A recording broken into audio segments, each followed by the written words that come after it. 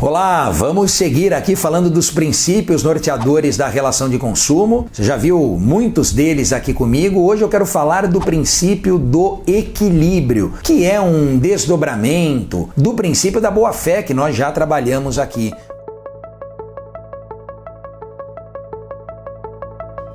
Qual é a tônica, qual é a ideia do princípio do equilíbrio? Primeiro, reconhecer que há uma desigualdade, um desnivelamento entre as partes da relação de consumo. Lembra que eu já falei aqui para você que fornecedor e consumidor não estão no mesmo patamar, não estão em pé de igualdade. Por isso que os princípios, dentre eles o da vulnerabilidade que nós já trabalhamos, buscam equalizar, buscam equilibrar estas partes. E o princípio do equilíbrio tem por finalidade justamente a consecução deste objetivo, reequilibrar as partes, porque reconhece que uma delas, sendo mais fraca, está em posição de inferioridade. O princípio do equilíbrio reequilibra, não é? Ou coloca em patamar igual consumidor e fornecedor. Desdobramento da boa-fé, desdobramento, por que não, da harmonia, do princípio da harmonia das relações de consumo. Além do princípio do equilíbrio, eu quero aproveitar aqui para trabalhar com você outros dois princípios também muito importantes, que são os princípios da educação e da informação. Eu vou trabalhar aqui eles de forma conjunta, porque um complementa o outro, um está diretamente ligado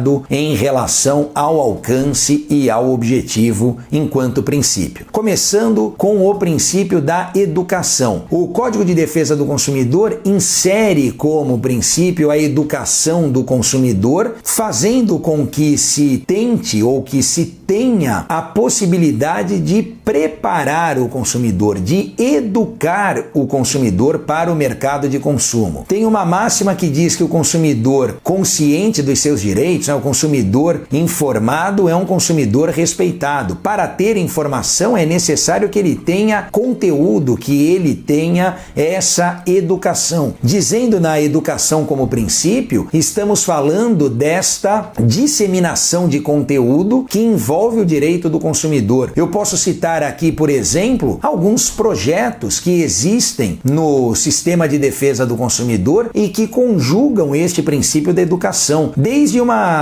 ideia mais lúdica, teatro de fantoche, ideia de consumo, educação para o consumo de crianças que são consumidoras, que estão no mercado de consumo e que certamente nunca ouviram falar em direito do consumidor. Quanto antes se começar essa preparação, melhor. Consumidores mais conscientes nós teremos no futuro. Consumidores que, por exemplo, não precisarão de um outro programa de superendividamento porque receberam educação para um consumo consciente. Então, essa ideia de educação enquanto princípio, do princípio da educação, é propiciar, disseminar o direito do consumidor a toda a população, a todos os cidadãos, já que todos somos consumidores. Corolário ao princípio da educação, nós temos o princípio da informação, que mais que um princípio é um direito que tem o consumidor, e se é direito que tem o consumidor, obviamente é um dever que deve ser prestado pelo fornecedor. É importante que o fornecedor entregue essa informação ao consumidor, franqueie esta informação ao consumidor, permitindo que ele conheça o produto, conheça o serviço, conheça dos riscos e das implicações que aquele produto ou aquele serviço pode causar. Aliás, e é importante dizer isso, o direito à informação como princípio também serve para que o fornecedor sinalize estes riscos ao consumidor e muitas vezes possa evitar aqui algum tipo de responsabilização. Bom, eu não informei qual era a voltagem do aparelho,